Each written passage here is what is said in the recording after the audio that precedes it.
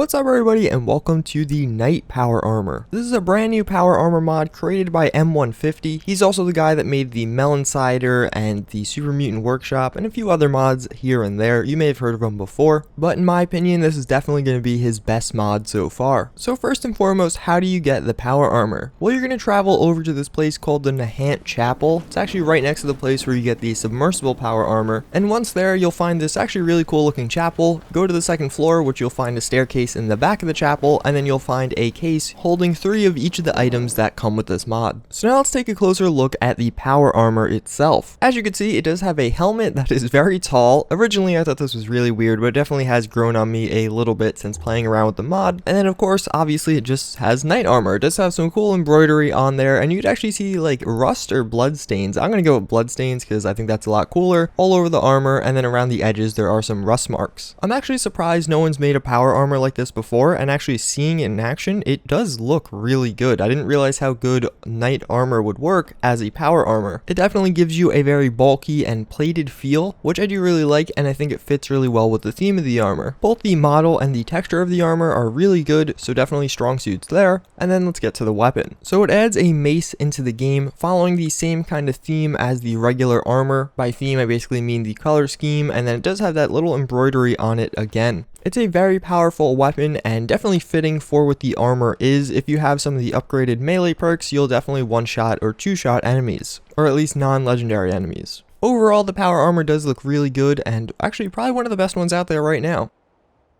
In the workbench itself, there's not a ton going on with the armor. You could change the different marks of it to add some, health and resistances. The big modification you can make to the armor, though, comes on the torso, and that is with the addition of a jetpack.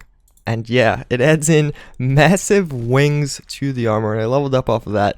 But yeah, this thing is actually crazy, so let's check it out. So as you can see, with the jetpack installed, you get these massive wings, and you actually do get a jetpack down there, which does look really good. And of course, this is just, imagine seeing this thing fly into battle. So let's actually take our first flight here. And I'm in God mode, so I'm going to go forever. And as you can see, everything lines up perfectly, and then you can just fly around with your big wings. And I just think this is absolutely amazing, and probably a little bit impractical. I'm sure it would get old after a bit, but at least for the novelty of it, having massive wings on your character to fly around with your knight armor is something I've never been able to do in Fallout 4, and I'm happy to say that you can do it now with the help of some mods. So yeah, obviously this is quickly becoming a very strong power armor contender for one of the best ones out there. But that's pretty much everything about the power armor. I'd love to see some more mods. There are no mods for the weapon itself, this little mace here, but again, that's some stuff I'd love to see changed in the future. Also, maybe the option to have a shorter helmet. I don't know. Again, the helmet grew on me, but I could see how people wouldn't like it having it be so tall. Just, a normal sized helmet would be maybe an option in the future, and some material mods of course. But that's pretty much it, so let's check it out in some combat, and then yeah. So I did place down a bunch of I think these are glowing anglers, or no, not glowing anglers, they are headlamps or something, I forget. Whatever, legendary anglers though, because we are in a beastly power armor, and I felt we have to tame the... Oh, what just happened there? It canceled my attack. But we pretty much two-shot all of them because, again, our weapon does do... I think it does 250 damage, and I have the fully upgraded Big Leagues perk. And we could get some cool VAT shots on them, though, and go for some of that funny stuff. But yeah, as you can see, the armor itself does look quite nice, but they're kind of gaining up on me, so we're going to fly away and go try attack this one, who I'm not really sure. Whoa, that's kind of scary. But yeah, let's go try and take down this one. He's on the other side of the lake over here, and as you can see, you could really beat people down with this. Oh, he didn't die with this mace though, and there you go, we did finish him off there. But how eerie is that, taking on the world? I'd love to see a shield edition. That would be really cool with this armor actually as well. Maybe a horse, but I feel like the horse, now you're getting a little, I'm not sure how practical that is to actually make. But it would be a cool addition nonetheless. We could just, with the empowered attacks, we could one-shot these guys. So that's quite satisfying right there. And I'm not really sure with the rest of them. These are some settlers, but you know what?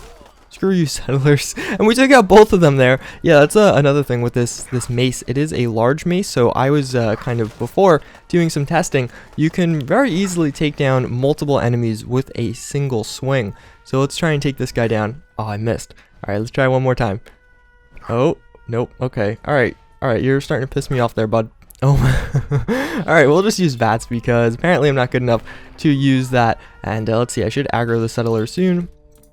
I can't attack that one though, so let's go for a critical hit on this guy. And oh, I think we blew his leg off, maybe not. And yeah, so here, as you can see, we take down multiple enemies at once. Let's take down Jezebel, even though she technically won't die. But yeah, so this is definitely equipped or ready to go for some higher level enemies. Obviously the resistances are pretty much normal for power armor, nothing too crazy going on there. But yeah, probably one of my favorite power armor mods right now. And I actually missed this one. It came out in July, and obviously now it's August 2nd, and it totally went over my head, but I did discover it today with an update. So yeah, pretty cool power armor mod. Definitely recommend you guys check it out. I don't believe it's available on Xbox, unfortunately, but message the mod out there. I mean, he seems like a cool guy from what I understand, although I know English isn't his first language, but send him a message, see what he says. I'm sure that he'd be more than happy to do that. Maybe. I don't know. Don't quote me. But yeah, that's pretty much it. I thank you guys for watching again, and I hope to see you all next time. Later.